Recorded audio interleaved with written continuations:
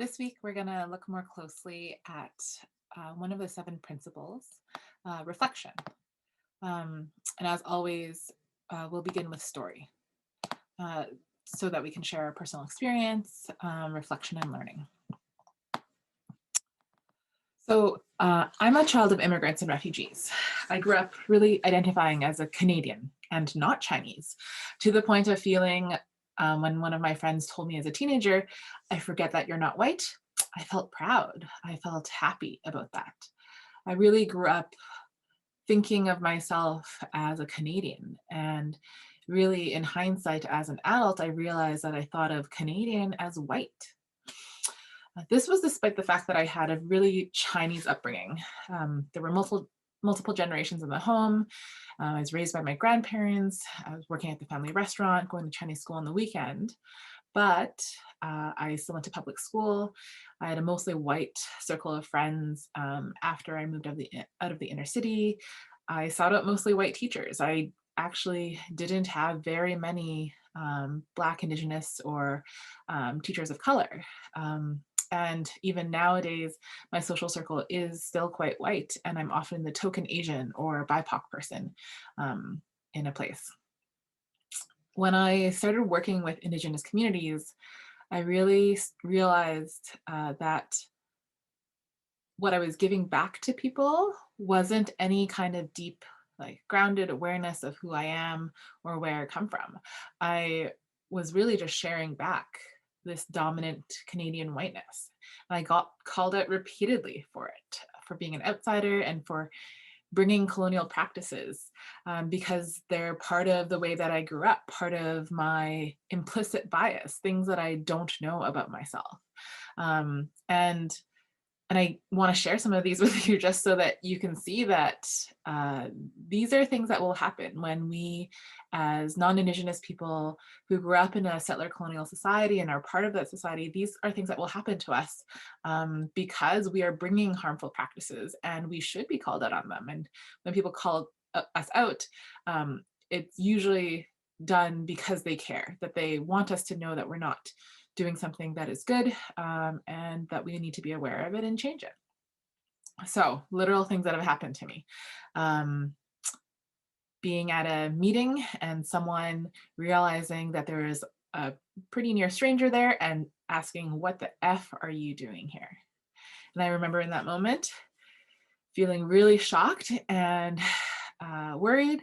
And I knew I had a decision to make, and I took the call out and I laughed and I made a joke about sneaking my way in, and everyone laughed, and it helped like people to realize that I knew that this was a weird thing for this random Chinese person to be in the middle of Indigenous organizing. At another event, we were preparing like something, and I had made the suggestion that we could offer it up by donation, that if we're not going to sell it, that people could give donations of their own choosing, kind of like a pay as you want kind of scale. And someone looked me dead in the eye and said, we don't sell medicine. I just had to take that feedback, realize that I was in the wrong, and adjust. I've also been asked to listen more, to leave space for people to share first, particularly in online platforms, but also in group settings. I'm a really dominant, outspoken person, and that can be a deterrent for people if I don't know how to be quiet and to let things run at a pace that is like normal for folks, but maybe not the same for me. And then one other one was that I was told straight up that sometimes people aren't able to do things, and if not the right people can be involved, then it might not be the right time. And so just because I might be more available or able to do something doesn't mean that I'm the right person to do that thing. So again, I really realized that I was bringing a lot of settler, a lot of Canadian, a lot of white practices into Indigenous spaces. And that's because I grew up immersed in the public school system, in university and workplaces that are settler colonial in nature. One other experience has been working with my elder Keith Anderson, who lives in Leaf Rapids. when Keith would start asking about my culture, I didn't have details to share. My core identity really was Canadian. And when I realized that people were looking for more, I realized also that I had started to adopt Indigenous values in relationships instead of really like looking at rediscovering my own. So strangely enough, it was through Indigenous organizing that I learned my responsibilities and kind of the opportunities of learning more about my own family and culture, and that I started to identify as a BIPOC person and as a Canadian-born Chinese person, and to start recognizing and valuing that like diasporic Chinese culture that makes me me. And in that way, I could start like having more reciprocal relationships with people, with Indigenous friends and colleagues. I still have a lot to learn, but I feel better. I feel more authentic working from this place where I can acknowledge that I'm in a learning process. I can acknowledge that I am very Canadian, and that I value other people's ways of doing things, and value working with Indigenous colleagues and organizers in the work that they do as well.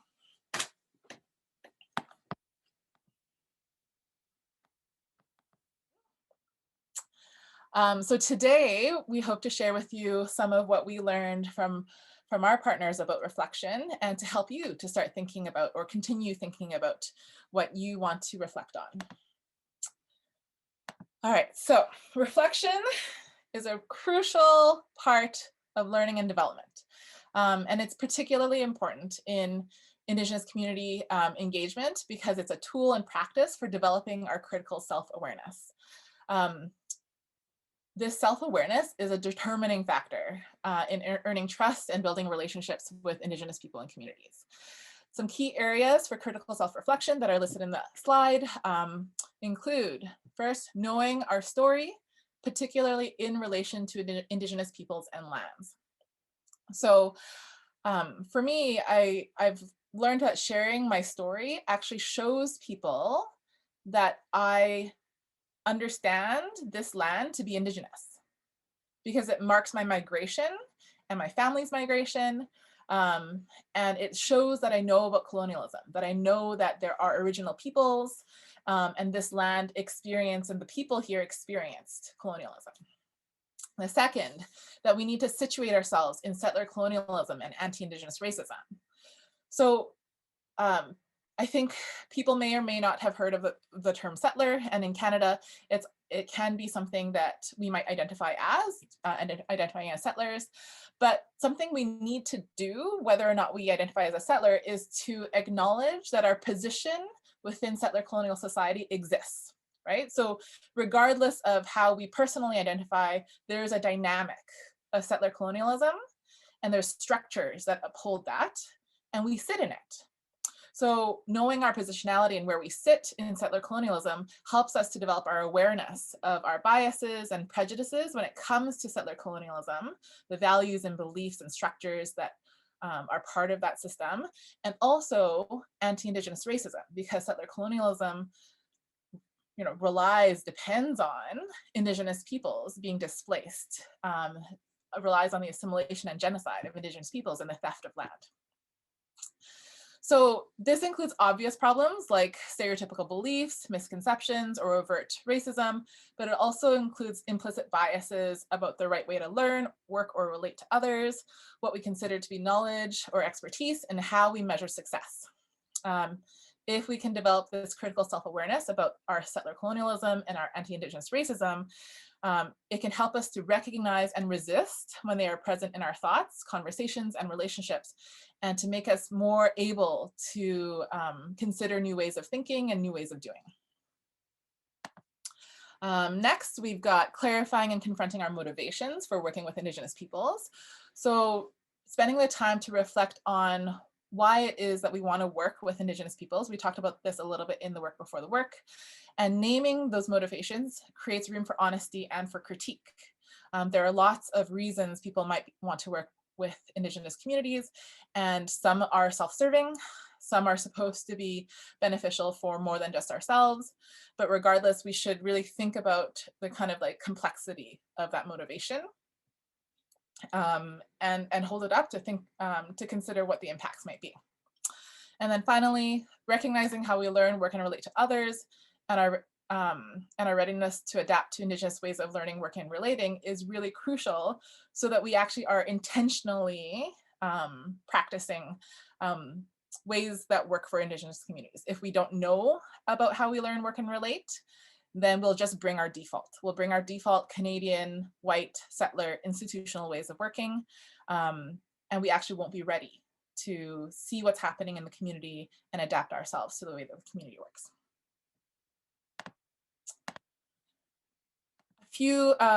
Couple key points to break out on. So one of them is about resisting settler colonial ways of working. So what I just talked about. When we develop this critical self-awareness of how we learn, work, and relate to others, then we can actually look inwards at ourselves and figure out what it is that we have to change and adapt.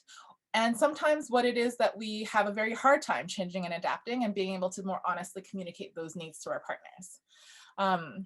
Learning how to work in ways that work for the community really relies on skills like observation, reflection, learning from experience, and then our ability to adapt and change. This self-awareness allows us to notice the differences in others' approaches, to be mindful of how we react and respond, and to adapt whenever possible. And as I said, communicate those challenges that we might have and ask for support if we have any difficulty. So sometimes it's very hard to adapt because our ways are so ingrained in us.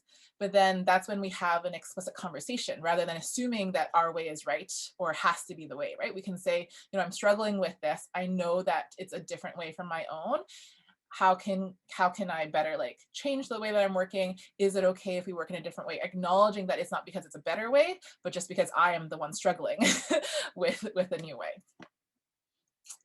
So like I said, without this critical self-awareness, we're likely to arrive with and then impose settler colonial ways of working onto the community.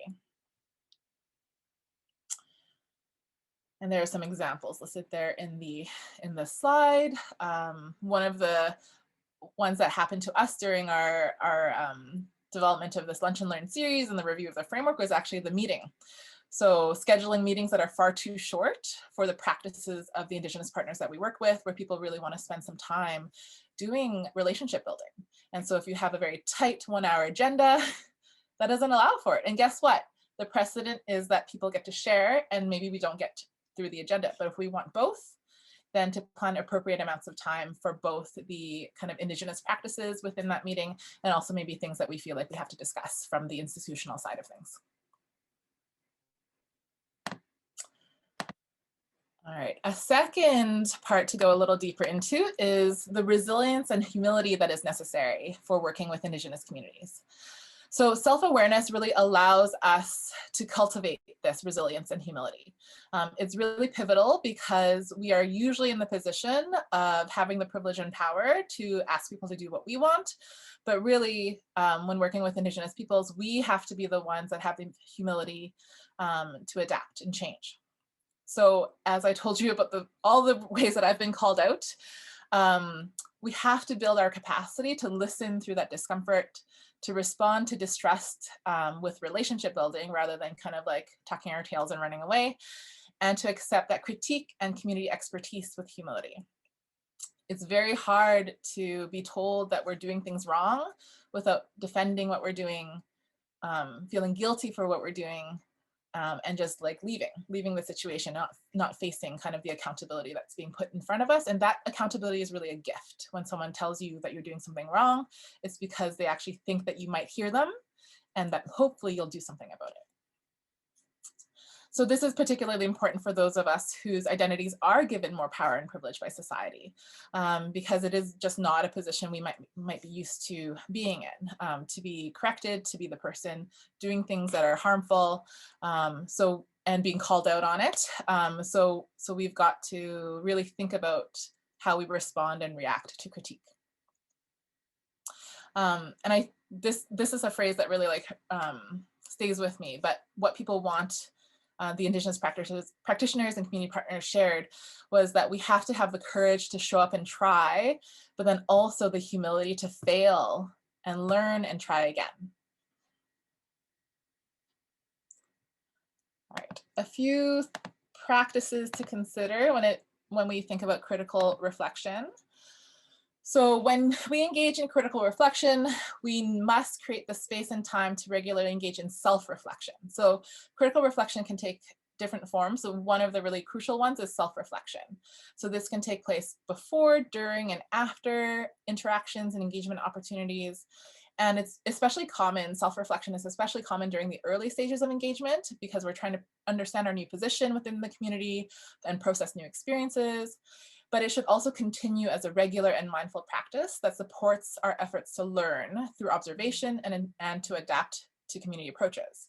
So we're going to be experiencing a lot when we go into community, and so we should follow up that experience with dedicated time to reflect. So not just, random occurrence, but it's part of our practice that we reflect on our own after we experience something and also during that experience as well.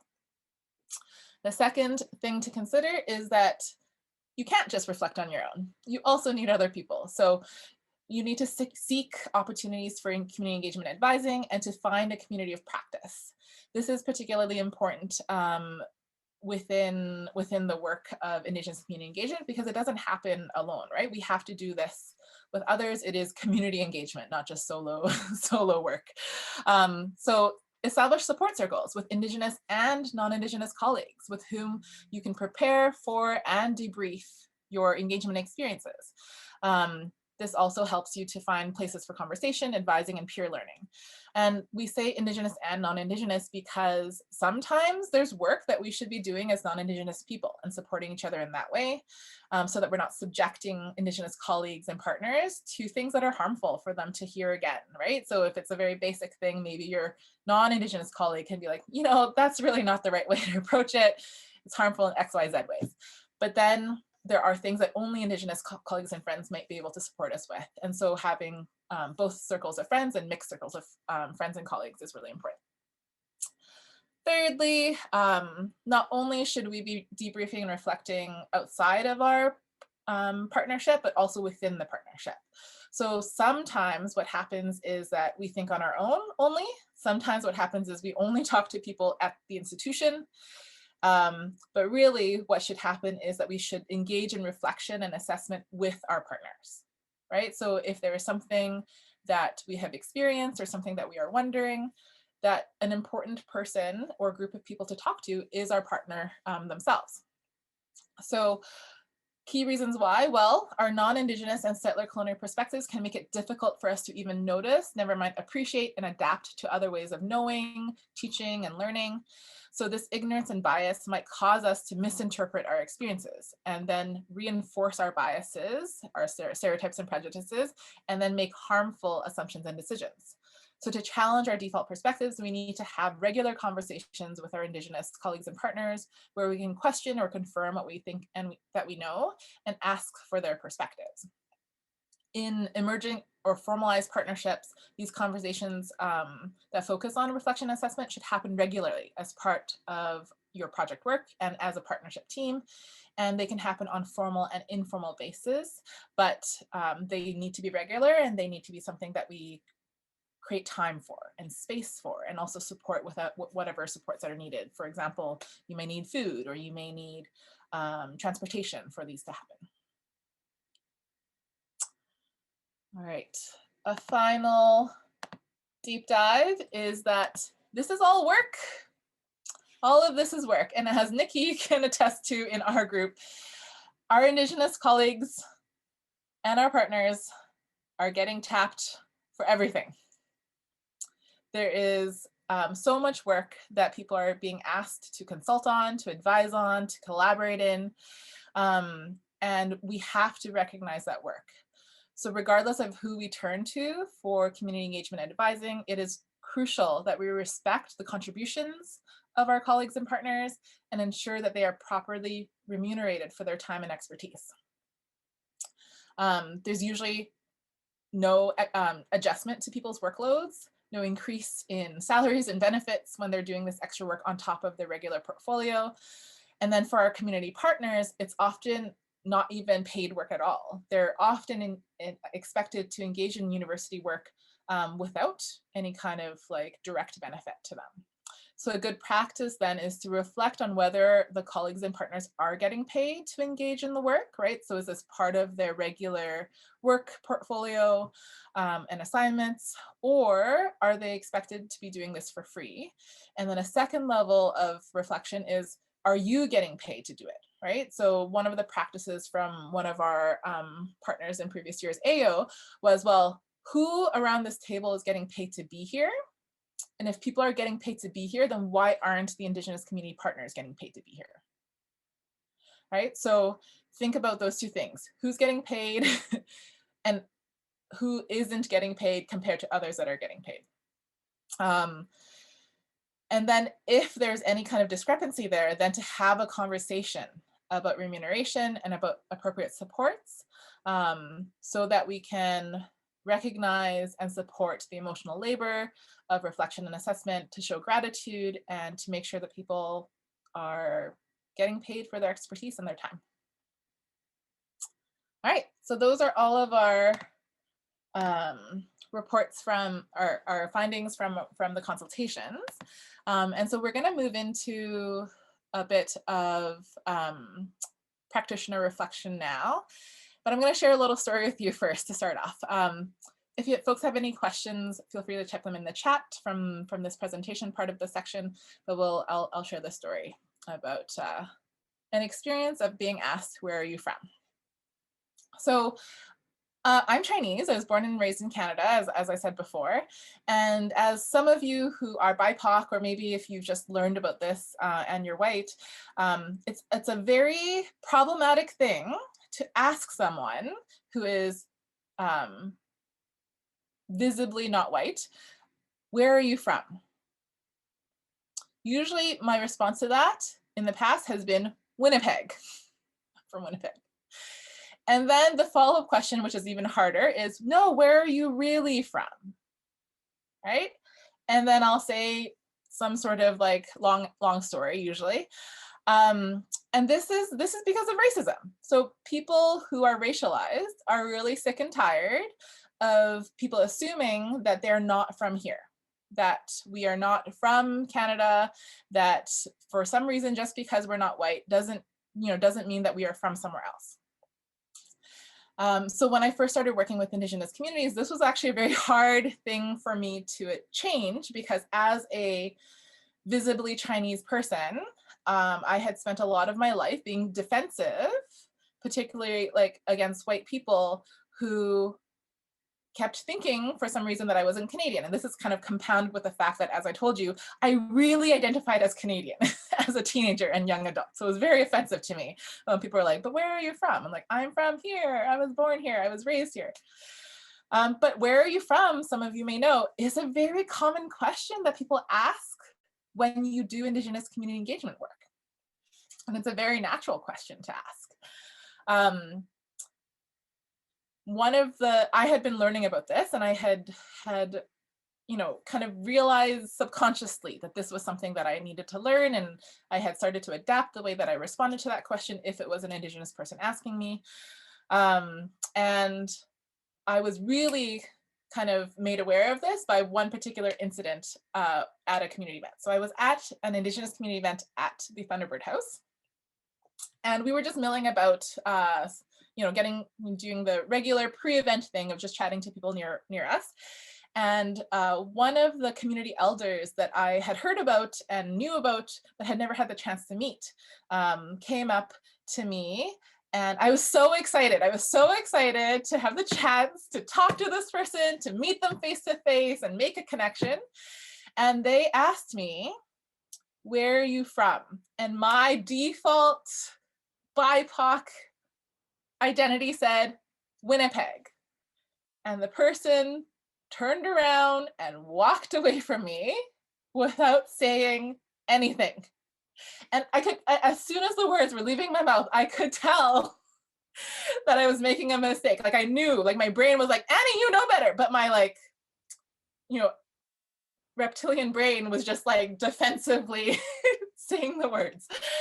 But I knew as soon as the person turned around and walked away from me, I knew why And that moment has seared into my brain that the relationship that we have with Indigenous peoples, there's more accountability there in terms of owing someone and like people having the right to know our migration story. So I remember from that moment on, and I share the story with folks like students that I'm working with, other people, like this is a different reason why we need to have the self-reflection and be able to tell that story. So what we're gonna do is actually give you a chance to think about the difference in introductions. So the first step is, if folks in the chat, could you just type your regular, brief, introduction that you would do if you were talking to us, all of us. So meeting other potential community partners or colleagues who are not Indigenous. So what would you write in the chat? Go ahead and type those out. How would you introduce yourself?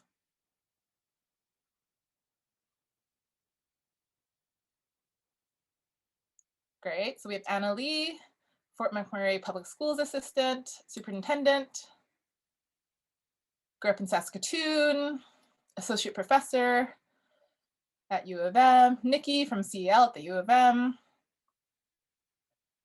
Let a couple more roll in. So Janine, Marketing, Communications, and Permitting Research at U of M, doctoral student, U of M, living in Regina. Okay, great. Thank you, folks. So lots of themes here, right? So themes, typically, my name, my work title, my employer or institution, and the Canadian city name where I'm from. Those are the typical professional introductions that we give to people. I'm Annie from Winnipeg. Imagine if I had said I'm Annie from the University of Manitoba, what that would have happened. So when we think about relational introductions, here are some key questions that have come up. How did you come to be on Indigenous land? And do you know your migration story? And in that, do you acknowledge the land and original peoples? Something else, people are wondering, how might you be related? How are you connected to Indigenous community? And this might not be like a blood relation, but maybe you do work with community, or maybe you don't at all. People just want to know. And if you're Indigenous yourself, this is one of the main things people are trying to figure out. Are we related? Do we know each other, right? And then a third big point is, in what ways do we identify outside of the settler colonial systems and institutions that we occupy? And is there a chance, is there a possibility that people can connect and relate to you and share with you something that is not related to that? And Hedda actually does a really great activity with his students when he does this work, where if I say to someone, I have my master's in education and from the University of Toronto, and I work as a CAL coordinator at the University of Manitoba. What degree of connection and relationship can come out of that with someone who doesn't have those exact things as well? So we want people to think about their answers to these questions. Do you know how you came to be on Indigenous land? Is there any relationship or connection already that you want to share with the person who's asking you who you are and where you're from? And finally, what other ways do you identify that are not embedded in the settler colonial system?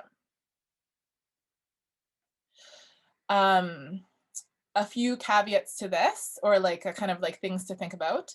Sometimes people don't know. And what we would suggest is that if you don't know the answers to some of the questions, you can acknowledge with humility that you have not needed to know because you've been someone who's been accepted by Canadians as Canadian, or you haven't had the chance to know if you're an Indigenous person because of assimilation and genocide and colonialism. But if you're learning, you can also share that. And then a second point, sometimes you're not ready to identify. So then in that case, you can acknowledge with humility the facts that you do know about your family's history, culture, and migration, and what you're comfortable sharing and stating. And you can also share your feelings about it, how you identify right now, and kind of like point that out as like a time-specific space, and that's changing as you're learning.